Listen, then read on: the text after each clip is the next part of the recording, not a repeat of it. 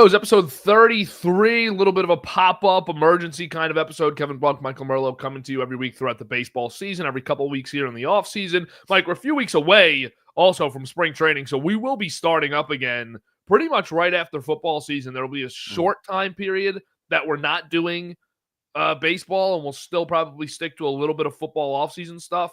But then we're going to be jumping full swing into baseball once March comes around. But today we're just jumping on, talk a little Pete Alonso, talk a little bit about what the Mets have been doing. Roki Sasaki signs yesterday with the Dodgers, so we're going to touch on that. No Yankees today, so if you're a Yankee fan looking for that, steer clear because there's just nothing new on that front for us to discuss. But the Mets and Alonso this week, that's the big stuff that we have to discuss, is that the Mets made their final offer to Alonso, and it looks like he's not going to be back with the team, but I don't think Mets fans are convinced of that he's completely gone. I know Mike isn't convinced of that. But I'll let you start on what you gather from all the rumors about Pete Alonso. I mean, obviously it's likely, right, that he's not going to be a Met, but there's just a part of me that thinks to myself, it makes too much sense. It doesn't make any sense for him to leave, legacy-wise. He's not getting that contract. At least we don't think he's getting that contract that would constitute him leaving. Listen, if somebody offered him $100 million, yeah, go take it. And I would agree with it. But as of right now, that team is not out there. So, is it a 10, 15% chance that I kind of still believe he's going to be a Met? Yeah, maybe it's that much. But, it's Kevin, it's still to this day makes too much sense because they haven't spent the money, if they went out and got Tanner Scott and AJ Minter and this and that, and they spent a ton of money, fine. But they haven't done that yet.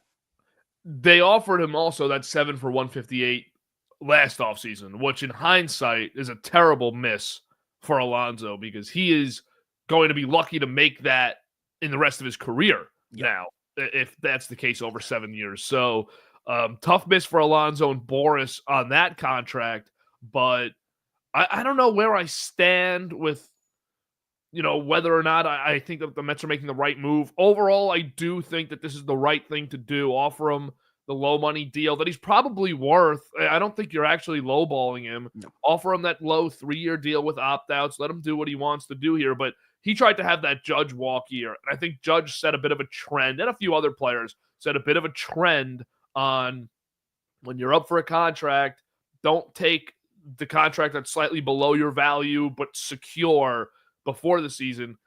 Go hit the open market. And Judge did it. Now Soto did it. We saw Marcus Semien do it. So a lot of these guys are just having these massive walk years and getting overpaid. But then there's all these stories like Alonso, like Matt Chapman, like Jordan Montgomery that are all hitting free agency, and most of them Boris guys, and getting absolutely screwed in the process because they're losing so much money. But for Alonso, I would have turned down the contract also. I just don't know where this goes moving forward for the Mets. I don't know if that's what I'm thinking in my head right now. Even it was in the middle of the 2023 season, I'm pretty sure, and Epler offered him the contract.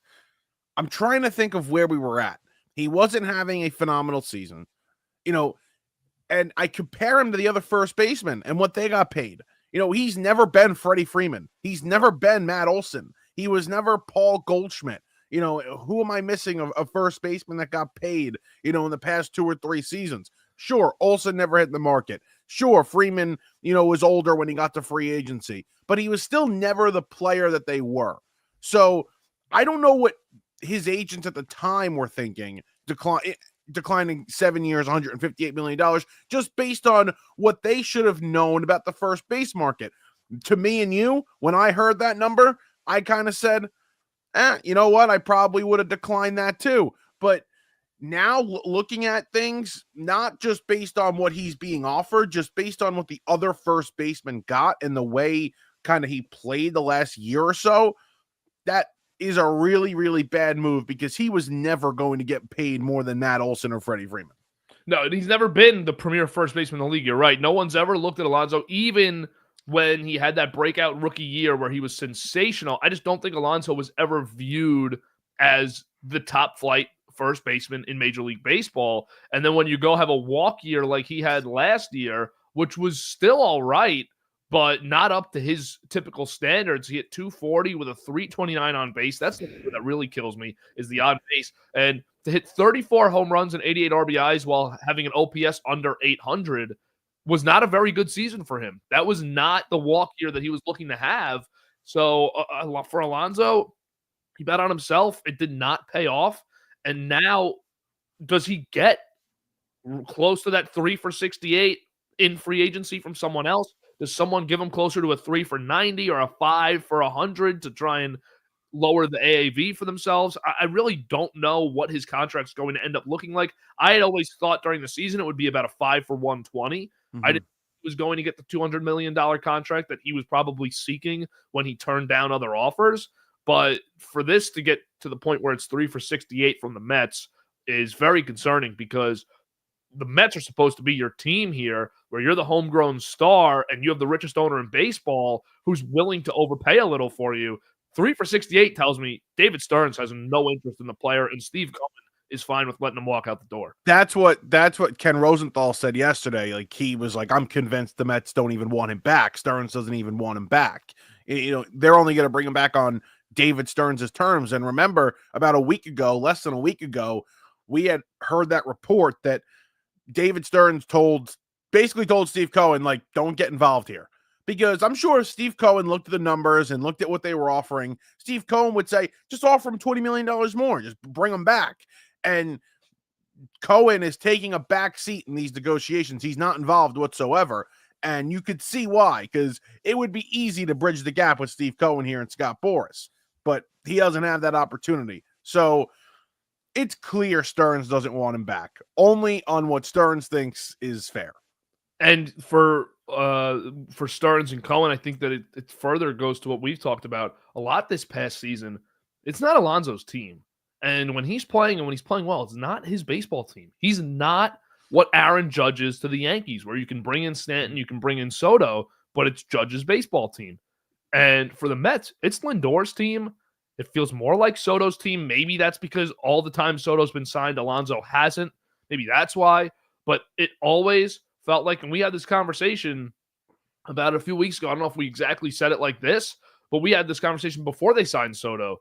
And it was, if they were to win a championship in 3 years, with Lindor and Soto being the best players, but Alonso still being effective as the 4 or 5 hitter on the Mets, I think you look back at the team 20 years from now as a Mets fan and said, you know, Lindor and Soto were great. Those were the guys on that team. Right. Oh, and then Alonso was there too. He was awesome, but he would never have been leader of the pack. Compare him to a Yankee in the past, because maybe it's hard to, because Alonso, it probably is almost impossible to, but maybe on another franchise, because Alonso would have had every record. I mean, if Alonso comes back, whether it's on a 3 or 4 year term, you know, he's going to break the home run record. He's going to break the RBI record. He'll most likely go down as the most productive offensive player in Mets history. Not the best, but most productive. A little bit of a different situation because it was a trade, but how about Julius Randle? Just because it's on my mind because he played at the Garden last night. Julius Randle was a guy that the Knicks, not homegrown, but they identify him. They bring him in, kind of the child they didn't want in that free agency with Durant and Irving, but they bring him in. He's embraced. He's loved. Knicks fans defend him to the death. And then they say, you know what? We can get some better players here, and we could just go to a new era, and Randle might not be a part of that. And he's not this overwhelmingly great player. He's not the premier power forward in the league, just like Alonso's not the top first baseman. But Randle was right outside of it, and he was climbing Knicks records every year because the Knicks history was not good. But now they're moving to a place where it's going to get pretty good. Yeah, that's not a bad one. I just think that the homegrown thing is tough. Like Alonso being how about Jared Goff? Jared Goff with the Rams? Jared Goff with the Rams was climbing their records as well. He would have never touched Kurt Warner with the Rams, and his single season records, but Jared Goff was becoming one of the statistical best quarterbacks in Rams history. Had a couple of really great years with them. But they said it's just the situation that I'm looking for here is a team saying, you know, we can move on without you and the fans like you. I think Alonso's loved more by Mets fans than Goff is by Rams fans. and Randall was by Knicks fans. Yeah, Like, but Alonso's never had a bad moment with Met fans, ever. no. Like, he's always been beloved by most. I mean, maybe his play has been the only thing, but like in terms of off the field, off the court, I mean, didn't Julius Randle flip off fans? Like, there were issues with Randle. Yeah, so did Lindor. Lindor did thumbs down, though. Yeah. So who really cares at this point about the negative fan interaction? But Randall, I think overall was loved by Knicks fans. You see it last night when he gets his ovation. But yeah, Alonso's a tough one to draw a comp to because you're losing a guy who's not a top 30 player. I don't think top 30 player in the league. And he might not even be top 50. And you're getting better. Like, it's tough to see a team that loses their top guy while also getting better. Usually your homegrown star is a part of that. Or if you get rid of him, it's because you're resetting. Is Brandon Nimmo a better player than Pete Alonso right now? No, he's not. So I would have said yes in May. But all right, so there's the potential that Nimmo is a better player. Like, if Nimmo has a more consistent season, he's a better player. Okay. Is Mark Vientos going to be a better player next year than Pete Alonso? Yes, absolutely. No doubt in my mind. I think he was better this past year already. Okay. So the Mets have 3 to 4 players that are better than Pete Alonso on this team now. And as much as we don't love him and we're not going to get so high on him, I think Alvarez could be better than Alonso in 2025. All right, it's fair. Yeah, I mean, they're going to be banking on a bounce back. The one problem I have right now, let's look at the world after Alonso. You know, they're going to they added Minter. I really like that move. They needed a lefty. That's great. And Minter's been nails. They're probably going to add more bullpen arms too, and you know, high leverage guys, not just no names you've never heard of. So they'll improve the bullpen, they'll improve the depth, and you know, you had said it to me yesterday. They might end up being a better team because of this overall. My problem is I have a really hard time going into this season penciling in a guy like Brett Beatty at third base. That's my problem. Are there going to be people that believe that he's going to be able to take that next step? I have a hard time. Is it possible? Yes. You know, he never had that time in AAA, and we saw Vientos when he finally got that time in AAA, basically a full year, came back up, had the success. I doubt he's going to have similar success. Could he be a serviceable hitter at the major league level and play an average third base until they're able to upgrade at the trade deadline if they need to? And I'm asking you that genuinely. What are your expectations if Beatty's the guy at third? Because I have a serious problem. I don't think you're serious about winning with going into this season with that kind of plan. I don't. I'd agree with you. I don't think Beatty's good. And when you're in a race with Atlanta, with Philly, I think you also have to consider that you're in a race with LA and San Diego. 100%. If that's not just something that happens in the playoffs, that's something that you want to achieve the whole season, is to be step for step with them or ahead of them, because you don't want to play in LA for 4 games in the NLCS or for 3 games in the DS, or God forbid you got to play another wild card round. You don't want to do that stuff. You know, when you spend this much money on your team, of course, we know the gauntlet that the NL is, but you don't want to do that stuff. So Brett Beatty is just a non-competitive player in your lineup that is a problem. I think that they will add a guy. I don't think that they're done with a bat. Now, will it be Arenado? Will it be one of Bregman? I don't see that. I don't think that that's going to be a situation the Mets are in. And I don't think Vlad's getting traded this offseason. Maybe if they're the worst team in the league, you can get them at the deadline, maybe for a Soto type of haul, which I don't know what that would look like for the Mets either. But they're in a good spot, though. Just because you signed Soto, who's 26, I don't think Mets fans are going to lose their mind if you don't win the World Series this year. You know, like, the Yankees are in that spot because their premier player is 33.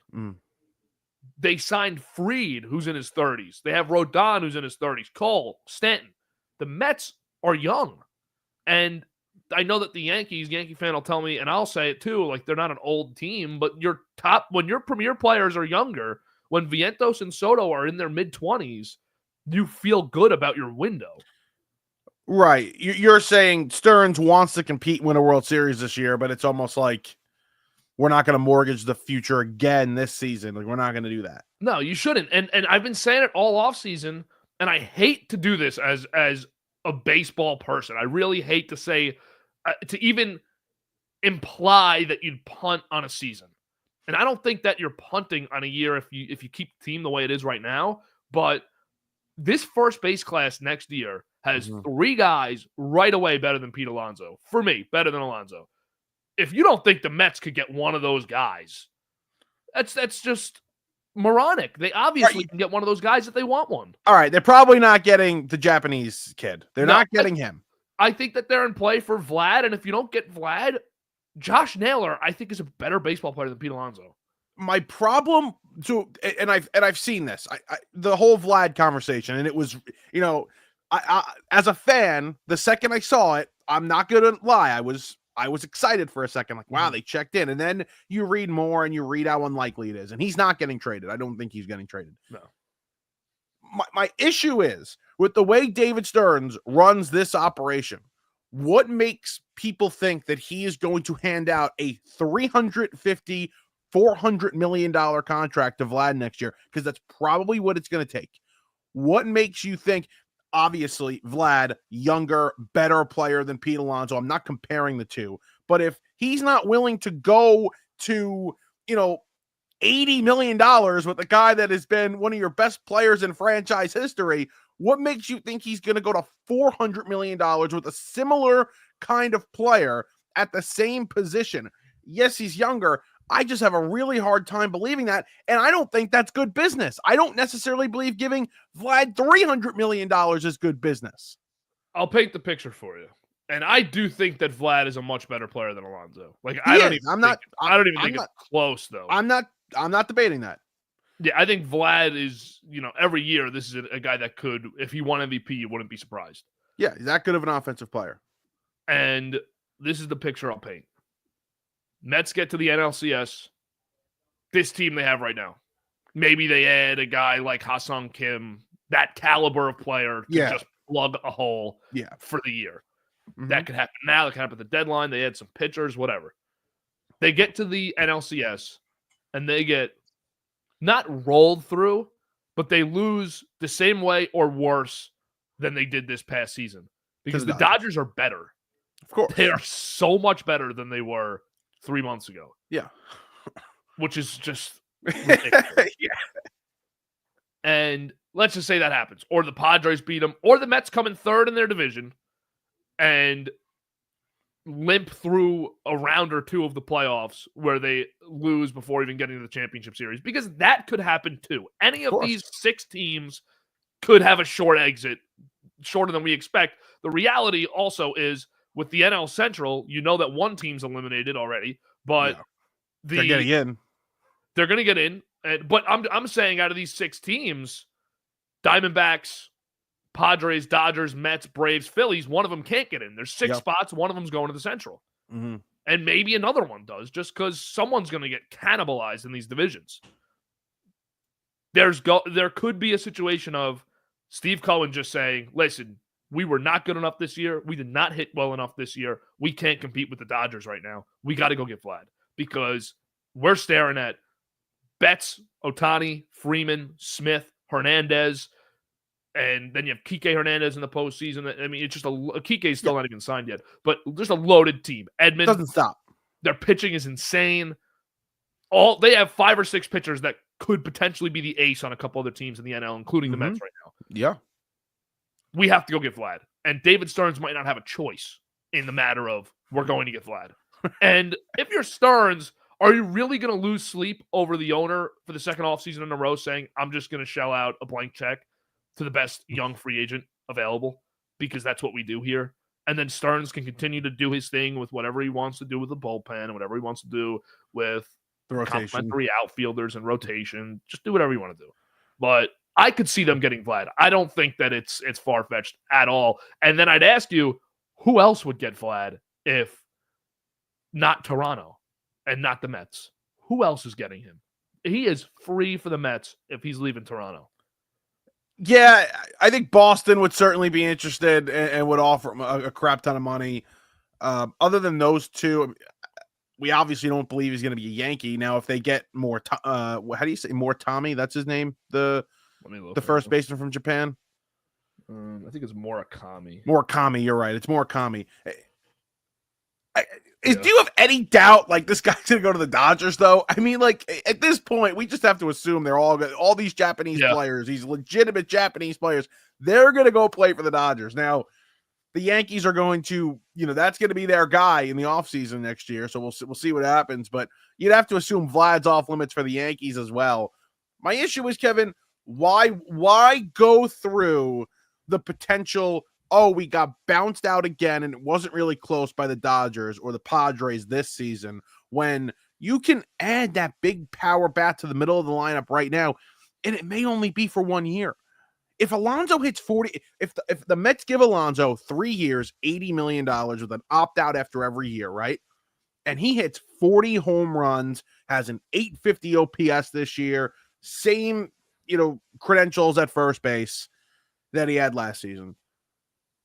He's opting out and he's getting a contract elsewhere. He's going to the loser of the Vlad and Murakami and Naylor sweepstakes, right? Mm-hmm. I have a major issue with just kind of like punting this. And it's not punting, but you can go after the Dodgers this year. You can add a guy that could give you 40 home runs in the middle of your lineup this year.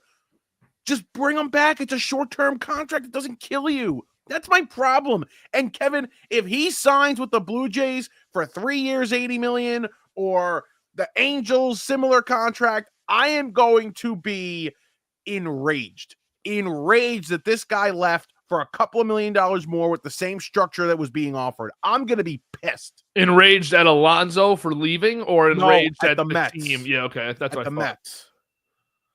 I don't know how much of a needle mover he is for. All right, I understand that with what I'm about to say, I'm probably over-hating Alonso. Yeah, you definitely are. Yeah, I'm just trying to play a little bit of devil's advocate with Pete here, and I'm also, I just, that I'm unfairly obsessed with next year's first base class. I've been saying that all offseason. I said that's why I didn't want the Yankees to get Christian Walker. You've been saying this since like November. Yeah, I've been on this the whole offseason about just wait for 1Bs next year.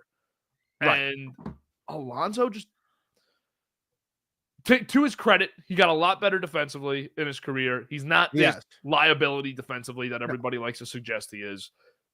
He might be a better defender than Vlad on most days. Like Vlad, you get your 50-50 defense as well. I just think if there's an opportunity to get these guys, you have to. You cannot sell yourself short in this era of Cohen just cashing in, because Steve Cohen's not young. By the time the Soto contract is up, Steve Cohen is going to look, if he's not dead, he's going to look like just that end of life owner where you're like, damn, man, this is sad. What a great owner. This is sad seeing him like that in the box. But that's fine. Like, you're going to have a window of 10 to 20 years here of just awesome spending from Cohen, and then it goes to the kids and you get Hal Steinbrenner. But that's okay. That is what it is. I just think, why would you sell yourself short at any point in these next 10 years? Because you can open a window from year 2 of Soto to year 6 of Soto, where your top 4 in your order is prime Lindor, prime Soto, prime Vientos, prime Vladimir Guerrero Jr. And if David Stearns doesn't want that because he doesn't value the position, I would fire David Stearns right on the spot. So you think, in your opinion right now, that's what you think they're waiting for? Like, you think they're looking at this and saying, we love Alonso back for a year, but we can potentially get Vlad next season. We're going to go get him. Yeah, and do you not kind of trust Stearns to of course I do. Find you a Rowdy Tellez or a Chris Carter who's going to come in and hit 30 to 45 home runs at first base for 1 year? I trust him to do that stuff. I don't, because I don't think they're signing that player, and I don't necessarily believe he's available. Like, they're going in with these kids, and I don't trust them. I don't trust these kids. You know what? A perfect player who I think is actually available but isn't. I have to see what his contract is before I say this. Hold on. Yeah. And I'm looking at Naylor's numbers. Naylor was really good last year. Holy Naylor is the most underrated player in baseball because I posted a video about from something we did on this podcast. Yeah, this contract's perfect. Wow, what a great find. So I posted a video of something we did on the show of me saying it was that NL AL gauntlet video. Like look at the NL versus the AL, and I was just saying, the NL got Soto, got Tucker, got Naylor, and everyone in the comments is like, "Bro, snuck in Naylor. Is Naylor not a stud? No, he's a good player. Such a good player. And he was good. 30 home runs last year. For Arizona to replace Walker with Naylor was such a great move. But the guy I was going to go to here who would be perfect for the Mets if they weren't in the East is Kyle Schwarber. Last year of his deal, I think Schwarber is actually more available than anyone's really said this offseason. And I think that it's not going to happen because it hasn't yet. But Schwarber's a guy who would be perfect for the Mets for this year. 1-year deal. You go in, you think they're going to get like 35, 40 home runs. He's going to give you a terrible first base defensively, but you can at least switch him to DH with Vientos. You can platoon the two guys and have them both in your lineup every day. Lefty bat. I think he would be the perfect kind of guy, but he's not available. And you're right. If you're going to go into this with Brett Beatty, I mean, can Acuna play third base? I've never heard of him playing third base. Acuna. No. It's Beatty. Can McNeil slide over again? I think they like McNeil at second. I think they like McNeil at second and in the corners. Because I want Acuna playing. I feel like I'm the only guy that saw him play last year. And you know what's funny? Nobody's giving him credit for that 2-week stretch where he was really good. Awesome. He was great. I would like to see him play too. I don't think McNeil comes into this with any sort of guarantee of that he's a starter. He's going to play, and he should play. There's too many spots. You need to fill him. But I don't think McNeil's your everyday second baseman. Right now, first basemen that are left available, how about, you got Justin Turner, you got Joey Gallo, you got Anthony Rizzo, I'm good. Yeah, Gallo was a rude name to throw in. Rizzo, too. Rizzo's kind of rude. Rowdy Tellez is a free agent. That's a Stearns guy. All right, Vogelback 2.0. Great. G-Man Choi revival. Pull one of those out. Whit Merrifield revival. No, I'm good. I'd rather go with Beatty. I'd rather take a chance that Beatty's going to find. Beatty found something last year. J.D. Davis.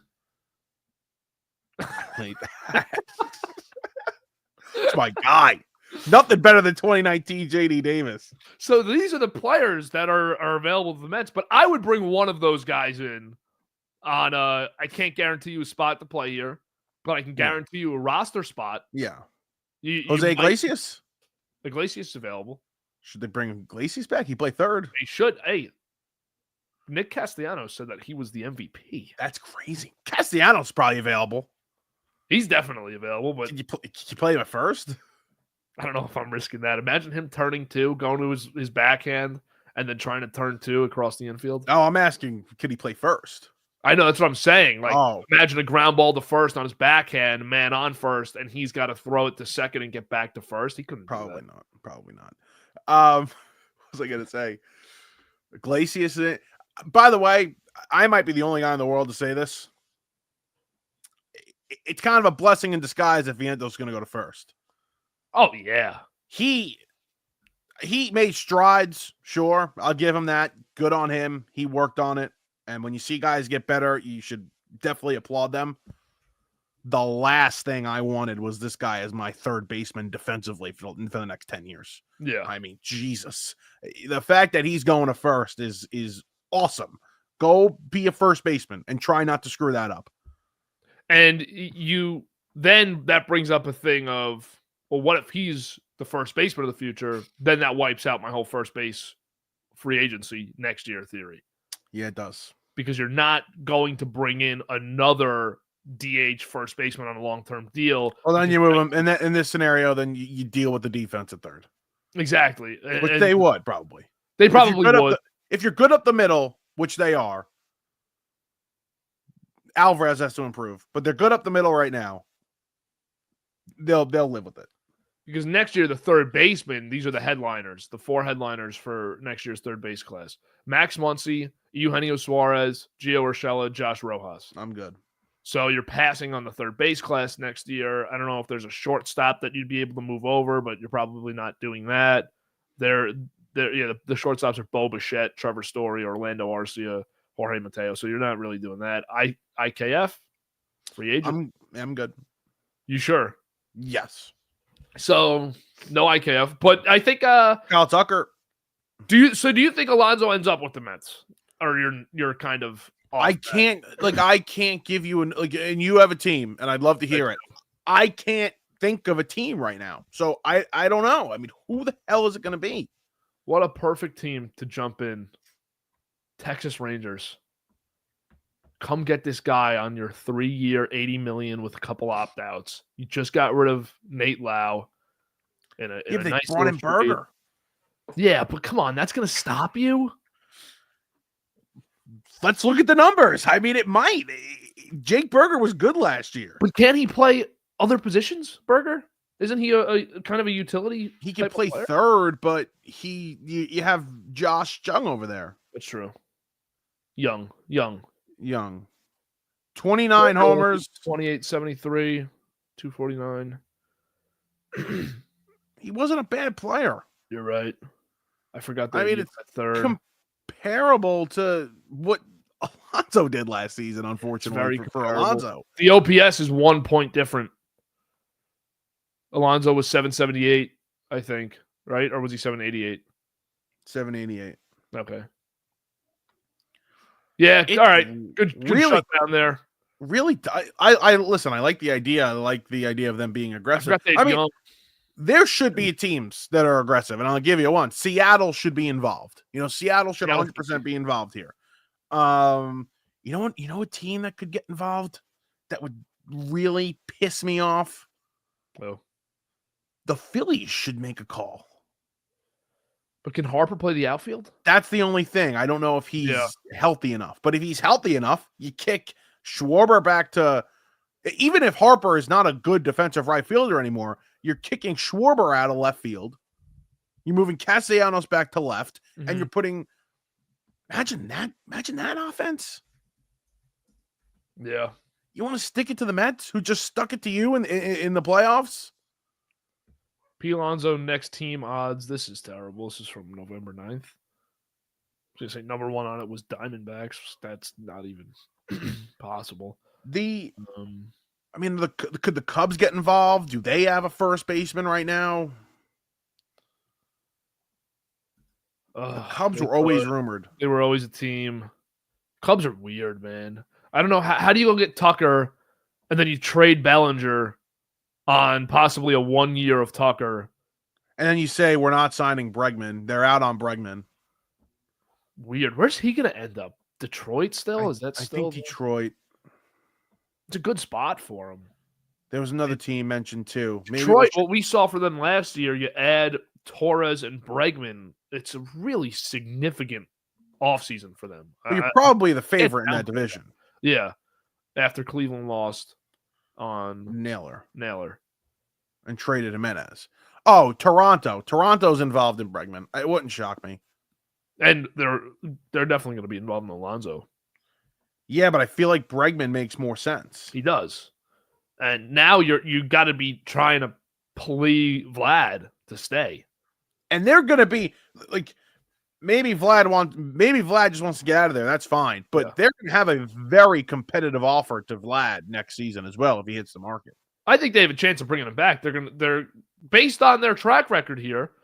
They've wanted to bring in Soto. They've offered him a contract comparable to the Yankees and Mets. They wanted to bring in Sasaki here. I know that money wasn't really involved. They wanted to bring in Ohtani last year. They offered him a better contract than the Dodgers gave him. So they've obviously established themselves as a free agent player, but maybe they're the leverage play for all these free agents now.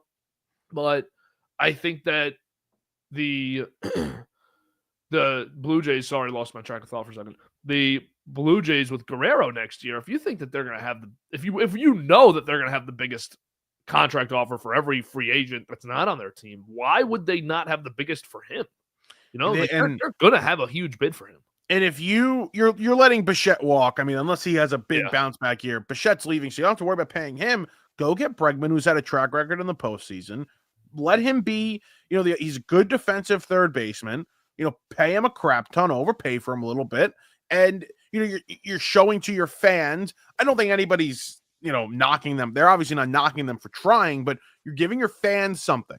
You're giving your fans like, hey, we got a premier free agent. You're showing Vlad, hey, we're competing. We're doing this. We brought in a big player. So, hey, that makes sense. How about them getting screwed for Miles Straw yesterday? You see that? Yep. That's funny. I feel bad. And if we're going to move into Sasaki here, I'll save it if you have anything more on the Mets. Bullpen, we mentioned. I mean, it's going to be great. I think the bullpen is going to be top 5 in baseball this year. Yep. I'll be honest with you. It's going to be a top 5 bullpen in baseball.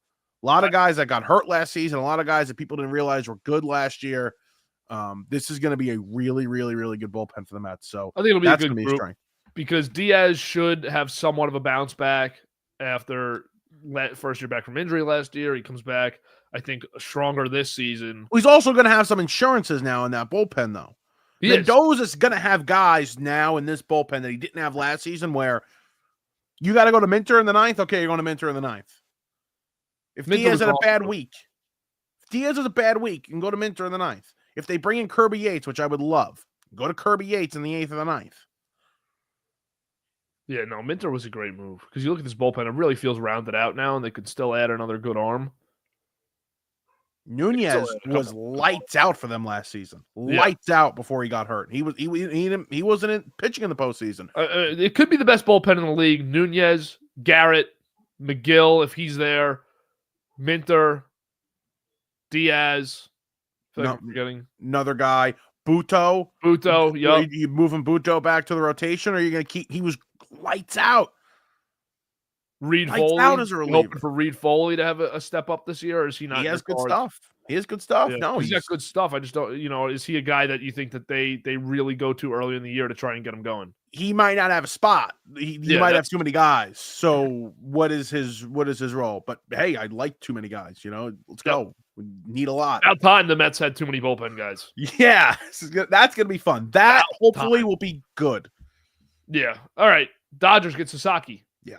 They have more starting pitchers than you have starters and bullpen. Yeah. This starting rotation and this starting stable, you count through the guys, the number 9 pitcher, while I know he's probably washed, is first ballot Hall of Famer Clayton Kershaw, who could still pitch top 4 when healthy on almost any rotation in Major League Baseball. Sure. So this team's frightening. Sasaki ends up here all along. All that small market stuff was BS. All the deterrence from the Dodgers was BS. And put yourself in his shoes. You weren't missing out on the Yamamoto Ohtani situation. And if you wanted to get into the good graces of Japanese fans and Japanese media again, what better way than to go team up with their 2 sweethearts? We don't know this, obviously. We have no clue what the Dodgers mean to Japan right now. And from everything we read, they're everything. I mean, they're Japan's, Ohtani is, basically God over there. And the Dodgers are everything. So I don't know. Is it shocking? No. I actually thought he'd end up with the Padres. I thought the small market thing mattered. I thought his relationship with Darvish mattered. And I just thought that was a good spot. They had good player development. I thought he was going to end up with the Padres. I was really confident in that. That doesn't happen. Did you see, before we talk more about the Dodgers, did you see this report? And I take it with a grain of salt. It was from Hector Gomez. But him and Mike Deportes were actually pretty good on the Sasaki stuff. He said that the Blue Jays had been scouting him for years on end, just like everybody else, but had relationships with people in his camp, had over the last 24 hours confidence that he was coming there, so much so they made that move for Straw. Like they were convinced but right before he signed with the Dodgers that he was going to be a Blue Jay, and obviously that doesn't happen. Yeah, and I believe it with the straw move. And Yeah. Sasaki and his agent kind of screw Toronto here. Now, granted, if Toronto didn't have absolute assurance he was going to them, they shouldn't have made the deal. No, of course not. And maybe they did have assurance, maybe not. But to go and get Straw, take on $12 million to open up the international bonus pool money is crazy.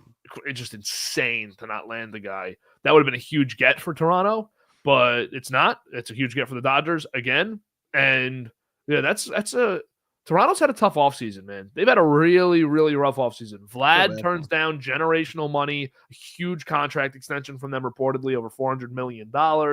And Soto, it really never even gave them a chance, it sounds like. Straight year, a player wouldn't take $700 million from him.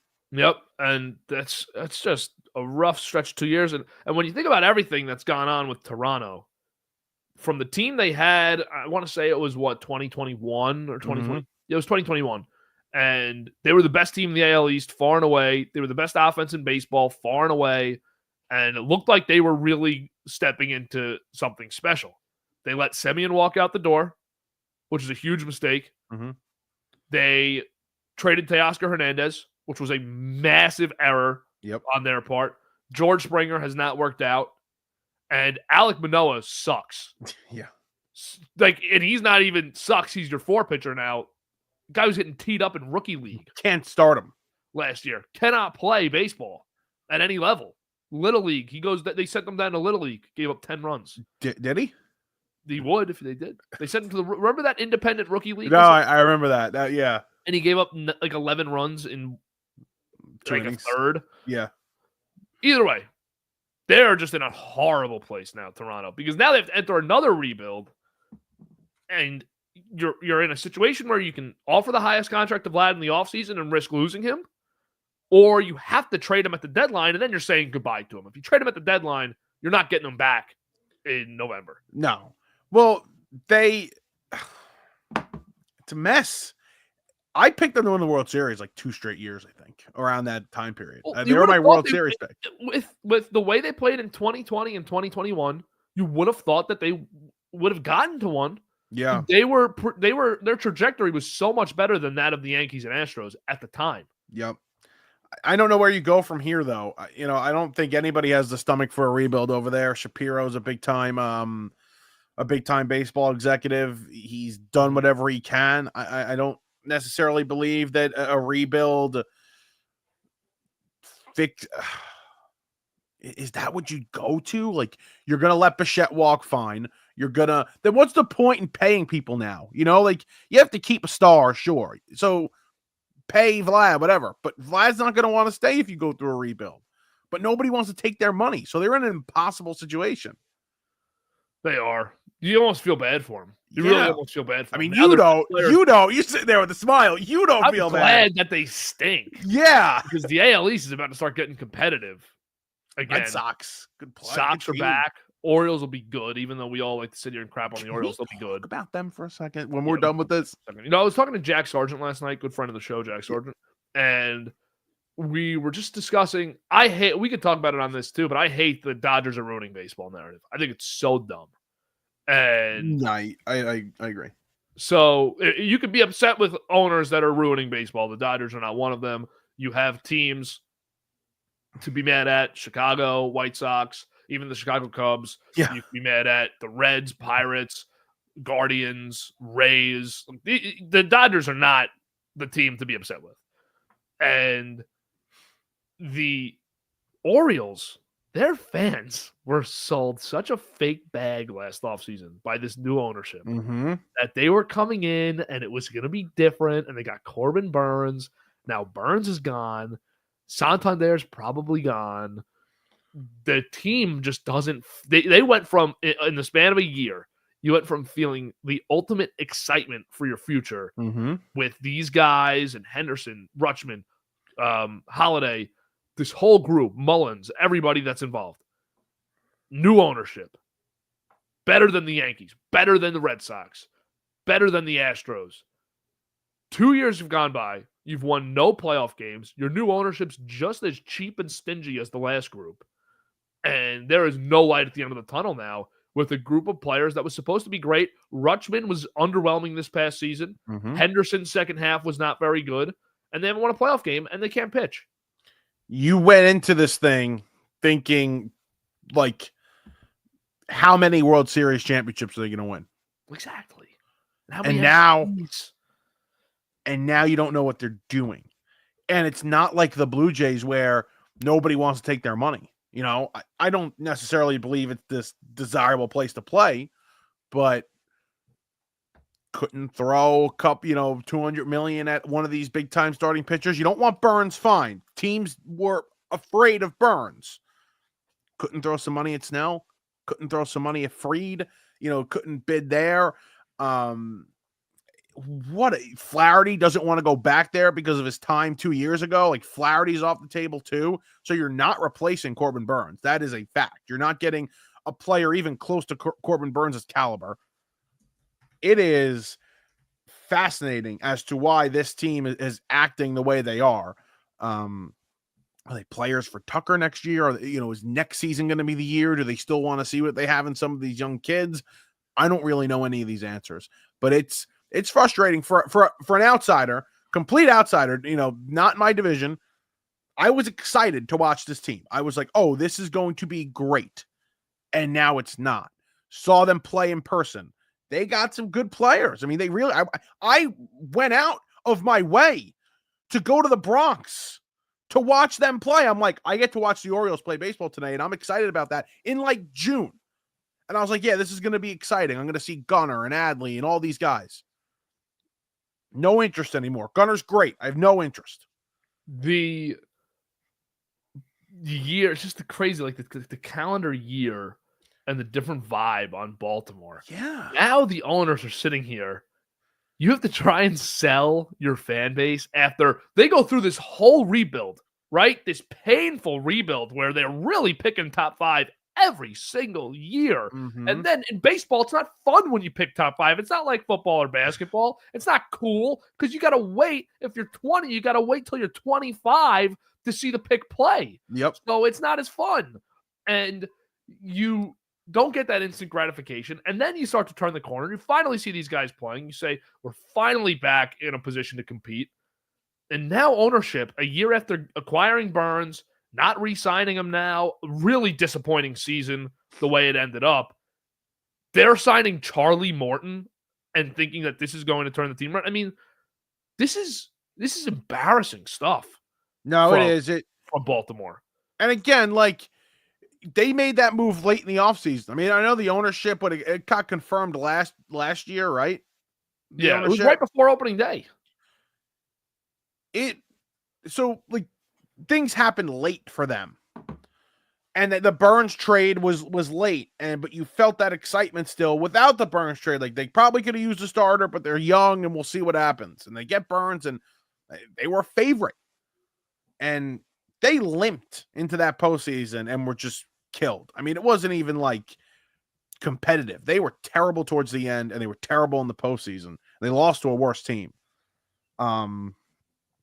Yeah, I don't know. I don't know where you go from here. I don't. Remember sitting here in June and saying, man, the Yankees are unstoppable.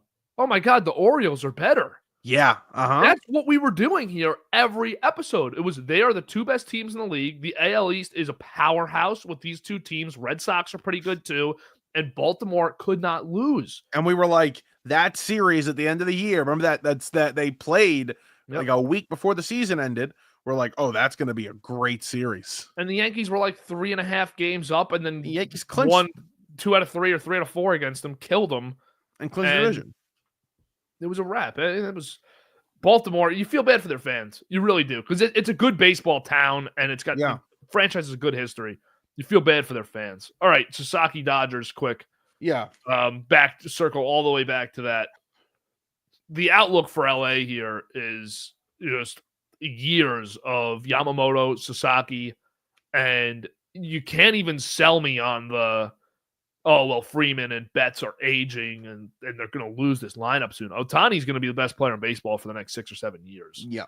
And they have potentially 2 Cy Young aces behind him in the rotation. if Ohtani's going to be back to a 3.3 ERA pitcher. That's the best rotation in the league. They have a very good bullpen.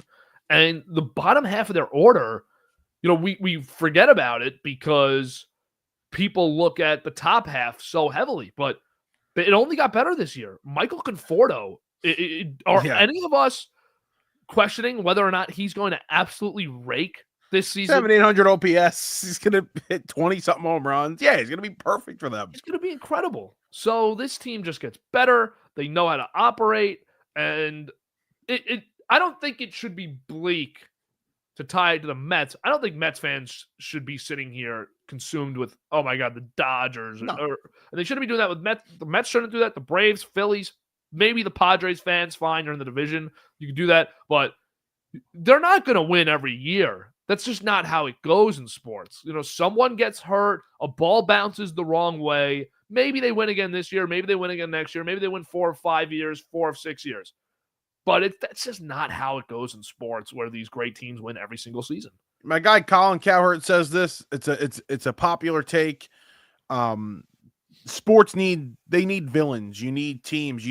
I think super teams are good. I do think teams like this where there is a total target on their back, they're hated by everybody, kind of like the Yankees in the 90s. Like, this works. The sport will be popular, and when you have your premier team, one of your 2 premier teams in the entire sport, as one of those teams, it's going to work. So I think it's going to be really good for baseball.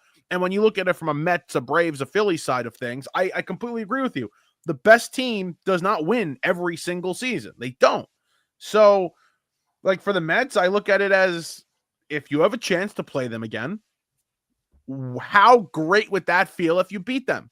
You have a good team. If you get to the National League Championship Series, there's a reason why you're there. So, I think this is how the players will view it. We accept the challenge and we look forward to the challenge of playing them. That's how they're going to view it. And I think that's how the fans should view it. The other perspective that you have to put on is, I have 2 things here, but every player, just because of their name and their career, doesn't mean that they're going to go into October and dominate. We know this in baseball. Aaron Judge, great example. Mookie Betts, typically a great example. Clayton Kershaw, David Price. These are Cy Young MVP guys that get to October and struggle. That happens.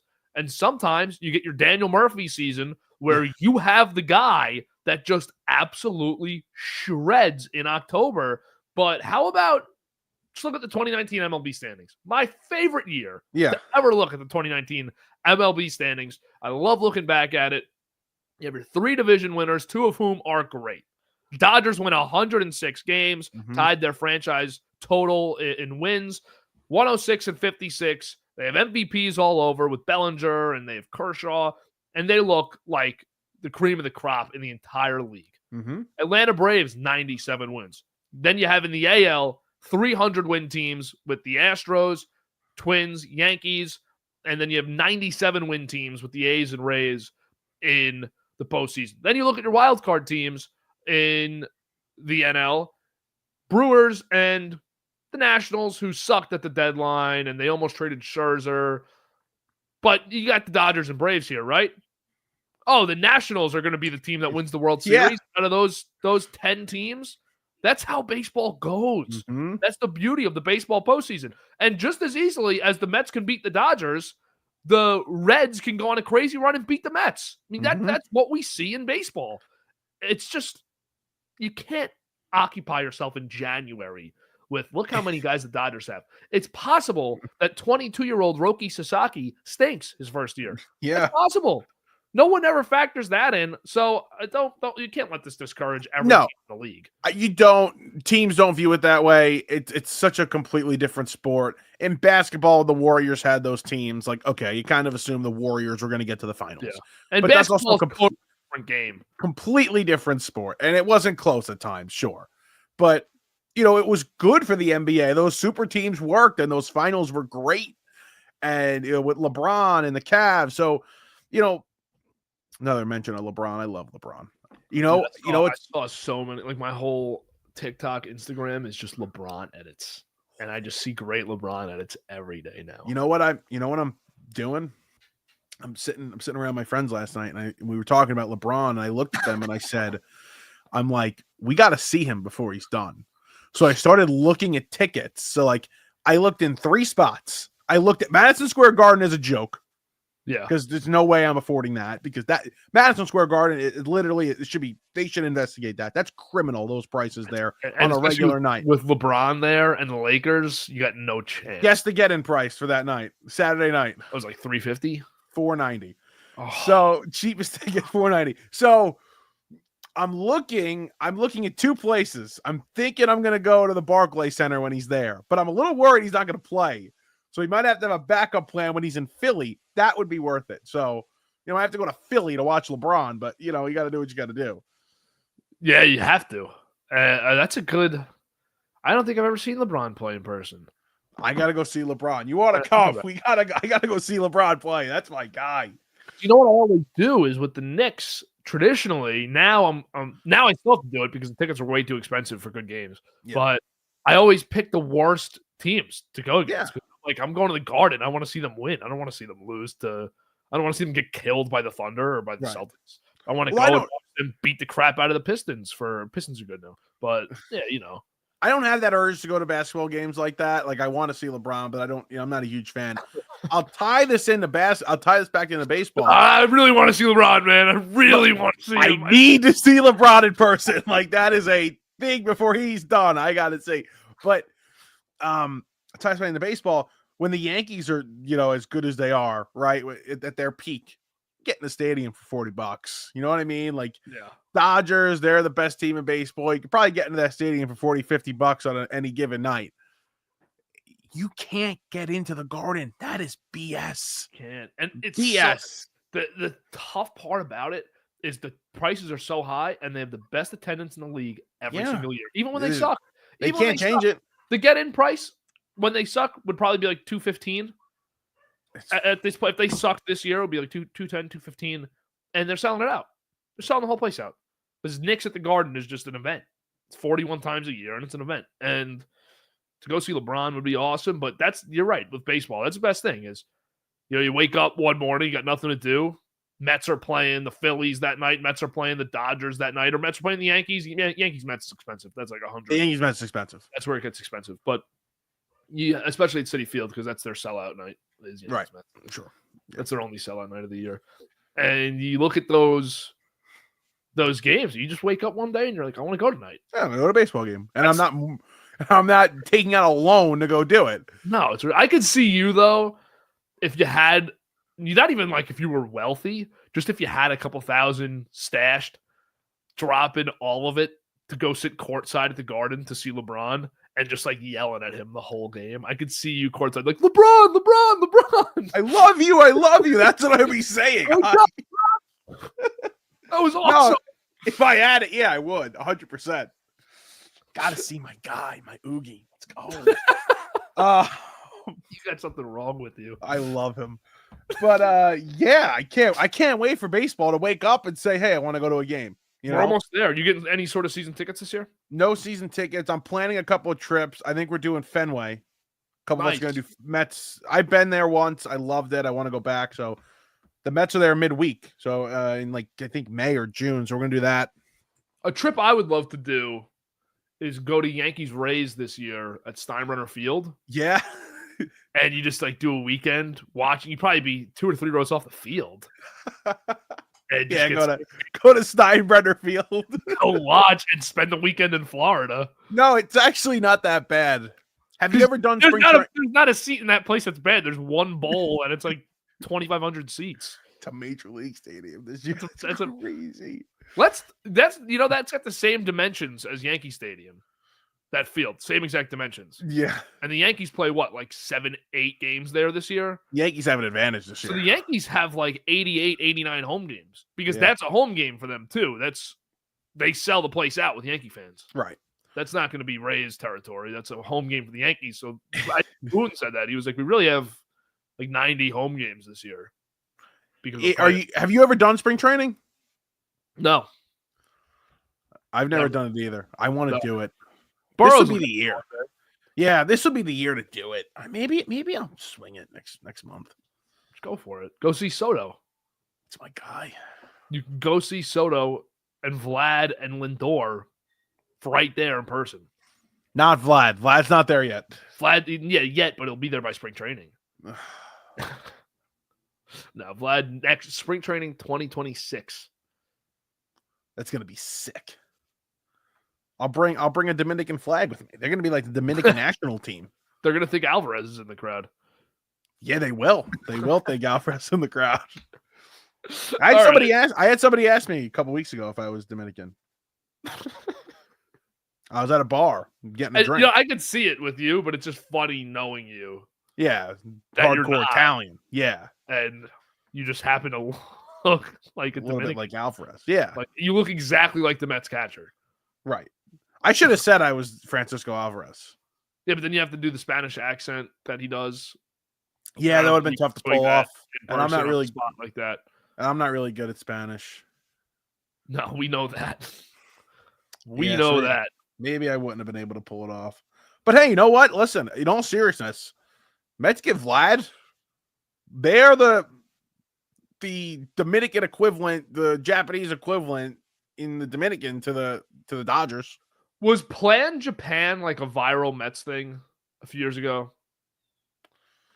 I don't recall. Okay, I don't think it was. But I don't think it was. I had a handful of friends though who were all during that WBC started this thing, Plan Japan, like Mets are Plan Japan. And they're like, we got Senga, we're gonna get Ohtani next year. Right. We're gonna get Yamamoto, we're gonna get Murakami, and I don't think Sasaki was in the picture at that point. But well, remember, Cohen was big in Japan because he opened up his firm out there, and he was like traveling a lot. That was the tie-in. Was Cohen's gonna want these guys, and we already got Senga. This is just the start. Yeah. And then I was talking to my friends. The Dodgers literally did Plan Japan. Like they are actively doing it. They already have a World Series. They just added another Japanese legend pitcher who's only 20 years old. And Sanga's the worst of the group. Good for Senga going on his own. No, bad for Senga. He's so jealous right now. He has a year like he had in 2023 this year. That's being good shape. All right, we're ending it on the Senga talk. Wrapping it up. Good episode 33. We'll be back. If we're not, we'll be back by the time Alonso signs, whenever that window is. Alonso Bregman, you'll probably get in a little cluster. Tanner Scott. So we'll jump in for that. But we'll be back in a few weeks, coming regularly for baseball. And I can't wait. I cannot wait for the season. I think this season for us, after the first year we went through, getting to the World Series with the Yankees, both teams in the championship series.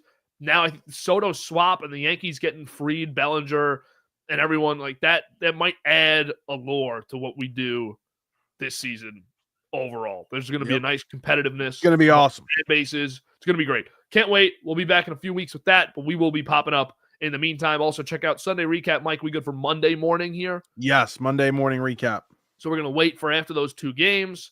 And then, the Hardline just came out 2 days ago, coast to coast yesterday, if you want to hear some basketball with myself and Gabe. And that's a wrap for this week in BTO. We'll be back Monday, Sunday recap on a Monday morning.